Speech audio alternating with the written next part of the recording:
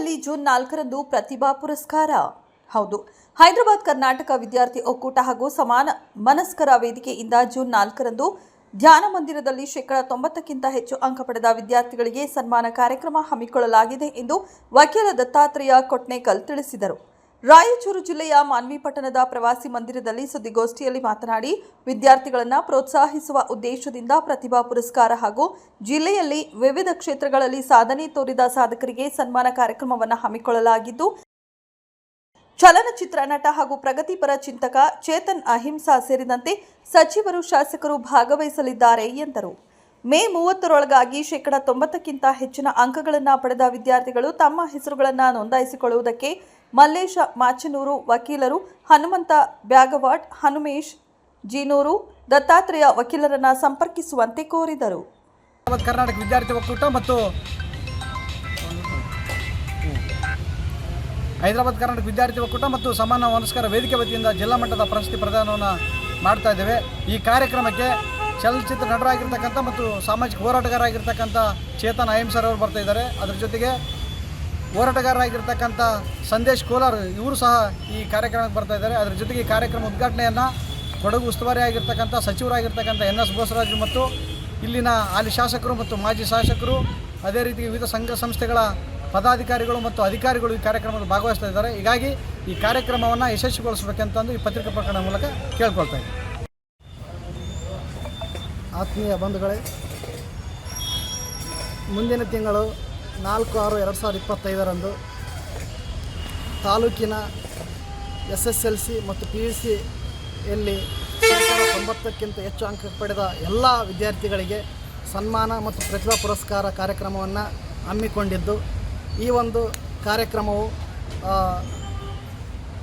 ನಮ್ಮ ತಾಲೂಕಿನ ಧ್ಯಾನ ಮಂದಿರ ಭವನದಲ್ಲಿ ಹಮ್ಮಿಕೊಂಡಿದ್ದು, ಈ ಒಂದು ಕಾರ್ಯಕ್ರಮದಲ್ಲಿ ಖ್ಯಾತ ನಟರಾದ ಹಾಗೂ ಪ್ರಗತಿಪರ ಚಿಂತಕರಾದ ಚೇತನ್ ಅಹಿಂಸರ್ ಅವರು ಹಾಗೂ ಇನ್ನೊಬ್ಬ ಅತಿಥಿಗಳಾದ ಹೋರಾಟಗಾರರು ಹಾಗೂ ಎಲ್ಲ ಜನರ ಕಷ್ಟಗಳಿಗೆ ಸ್ಪಂದಿಸ್ತಕ್ಕಂಥ ಹೋರಾಟಗಾರರಾಗಿರ್ತಕ್ಕಂಥ ಸಂದೇಶ್ ಕೋಲಾರ್ ಅವರು ಇವರು ಕೂಡ ಆಗಮಿಸುತ್ತಿದ್ದು, ಈ ಕಾರ್ಯಕ್ರಮದಲ್ಲಿ ಸ್ಥಳೀಯ ಎಲ್ಲ ಮುಖಂಡರುಗಳು, ಸಂಘಟನೆಗಳು, ಪತ್ರಕರ್ತ ಬಂಧುಗಳು ಹಾಗೂ ಎಲ್ಲ ವಿದ್ಯಾರ್ಥಿ ಒಕ್ಕೂಟದ ಎಲ್ಲ ಸದಸ್ಯರು ಈ ಒಂದು ಕಾರ್ಯಕ್ರಮದಲ್ಲಿ ಆಗಮಿಸಿ ಈ ಒಂದು ಪ್ರತಿಭಾ ಪುರಸ್ಕಾರ ಕಾರ್ಯಕ್ರಮವನ್ನು ಯಶಸ್ವಿಗೊಳಿಸಬೇಕಾಗಿ ತಮ್ಮಲ್ಲಿ ವಿನಂತಿಸಿಕೊಳ್ಳುತ್ತೇವೆ.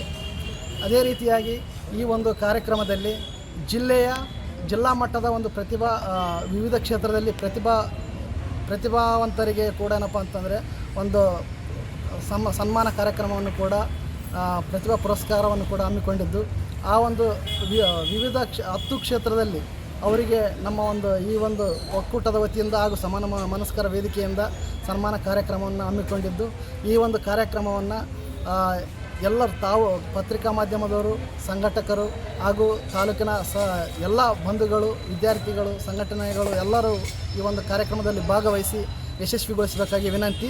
ಅದೇ ರೀತಿಯಾಗಿ ಈ ಕಾರ್ಯಕ್ರಮಕ್ಕೆ 90ಕ್ಕಿಂತ ಹೆಚ್ಚು ಅಂಕ ಪಡೆದ SSLC ಮತ್ತು PUC ವಿದ್ಯಾರ್ಥಿಗಳು ಇದೇ ತಿಂಗಳು 30ನೇ ತಾರೀಕಿನ ಒಳಗಾಗಿ ತಮ್ಮ ಒಂದು ಭಾವಚಿತ್ರ, SSLCಯ ಒಂದು ಮಾರ್ಕ್ಸ್ ಕಾರ್ಡ್, ಅಂಕಪಟ್ಟಿ ಜೊತೆಗೆ ಒಂದು ಫೋಟೋವನ್ನು ಏನಪ್ಪ ಅಂತಂದ್ರೆ ನಮ್ಮ ಸಂಪರ್ಕ ನಂಬರ್ಗಳಿಗೆ ವಾಟ್ಸಪ್ ಮೂಲಕ ಆಗಿರ್ಬೋದು ಅಥವಾ ಡೈರೆಕ್ಟಾಗಿ ಬಂದು ಒಂದು ಜೆರಾಕ್ಸ್ ಪ್ರತಿಯನ್ನು ಕೊಟ್ಟು ತಮ್ಮ ವಿದ್ಯಾರ್ಥಿಗಳ ಹೆಸರನ್ನು ನೋಂದಾಯಿಸಿ ಈ ಒಂದು ಸನ್ಮಾನ ಕಾರ್ಯಕ್ರಮದಲ್ಲಿ ಪಾಲ್ಗೊಂಡು ಈ ಒಂದು ಕಾರ್ಯಕ್ರಮವನ್ನು ಯಶಸ್ವಿಗೊಳಿಸಬೇಕಾಗಿ ತಮ್ಮಲ್ಲಿ ಈ ಮೂಲಕ ಕೇಳಿಕೊಳ್ತೇವೆ. ತಥಾಗತ ಗೌತಮ್ ಬುದ್ಧ, ಜಗಜ್ಯೋತಿ ಬಸವೇಶ್ವರ ಮತ್ತು ಸಂವಿಧಾನ ಶಿಲ್ಪಿ ಡಾಕ್ಟರ್ ಬಾಬಾ ಸಾಹೇಬ್ ಅಂಬೇಡ್ಕರ್ ಹಾಗೂ ಹಸಿರು ಕ್ರಾಂತಿ ಹರಿಕಾರರಾಗಿರುವಂಥ ಬಾಬು ಜಗಜೀವನ್ ರಾಮ್ ಅವರ ಜಯಂತ್ಯೋತ್ಸವ ಅಂಗವಾಗಿ ಮಾನ್ವಿ ತಾಲೂಕಿನ SSLC ಮತ್ತು PUCಯಲ್ಲಿ 90ಕ್ಕಿಂತ ಹೆಚ್ಚು ಅಂಕ ಪಡೆದಂಥ ವಿದ್ಯಾರ್ಥಿಗಳಿಗೆ ಪ್ರತಿಭಾ ಪುರಸ್ಕಾರವನ್ನು ಕಾರ್ಯಕ್ರಮವನ್ನು ಹಮ್ಮಿಕೊಂಡಿದ್ದೇವೆ. ಈ ಒಂದು ಪ್ರತಿಭಾ ಪುರಸ್ಕಾರ ಕಾರ್ಯಕ್ರಮವು ದಿನಾಂಕ 4 ಜೂನ್ 2025 ನಡೆಯಲಿದ್ದು, ಈ ಒಂದು ಪ್ರತಿಭಾ ಪುರಸ್ಕಾರಕ್ಕೆ ವಿಶೇಷ ಆಹ್ವಾನಿತರಾಗಿ ಬೆಂಗಳೂರಿನಿಂದ ನಮ್ಮ ನಟರಾಗಿರುವಂಥ ಸನ್ಮಾನ್ಯ ಶ್ರೀ ಚೇತನ್ ಅವರು ಕೂಡ ಈ ಒಂದು ಪ್ರತಿಭಾ ಪುರಸ್ಕಾರ ಕಾರ್ಯಕ್ರಮಕ್ಕೆ ಆಗಮಿಸಲಿದ್ದಾರೆ. ಅದೇ ರೀತಿಯಾಗಿ ಇನ್ನೋರ್ವ ವ್ಯಕ್ತಿಗಳಾಗಿರುವಂಥ ಸಂದೇಶ್ ಅವರು ಕೂಡ ಈ ಒಂದು ಕಾರ್ಯಕ್ರಮ ಆಗಮಿಸಲಿದ್ದಾರೆ. ಹಾಗಾಗಿ ಈ ಪತ್ರಿಕಾಗೋಷ್ಠಿ ಮೂಲಕ ತಿಳಿಸುವುದೇನೆಂದರೆ, ಮಾನ್ವಿ ತಾಲೂಕಿನಲ್ಲಿ ಇರುವಂಥ ಎಲ್ಲ ವಿದ್ಯಾರ್ಥಿಗಳು ಈ ಒಂದು ಕಾರ್ಯಕ್ರಮದಲ್ಲಿ ಭಾಜನರಾಗಿ ಈ ಒಂದು ಸನ್ಮಾನ ಕಾರ್ಯಕ್ರಮದಲ್ಲಿ ಭಾಗವಹಿಸಬೇಕಾಗಿ ಅವರಲ್ಲಿ ಕೇಳ್ಕೊಳ್ತೀವಿ. ಭಾಗವಹಿಸುವಂಥ ವಿದ್ಯಾರ್ಥಿಗಳು ದಿನಾಂಕ 31 ಇದೇ ತಿಂಗಳು 31/5/2025 ಕೊನೆಯ ದಿನಾಂಕ ಇರ್ತದೆ ನನ್ನ ಹೆಸರು ನೋಂದಣಿ ಮಾಡಿಕೊಳ್ಳಲು. ಹಾಗಾಗಿ ಈ ಒಂದು ಪ್ರತಿಭಾ ಪುರಸ್ಕಾರ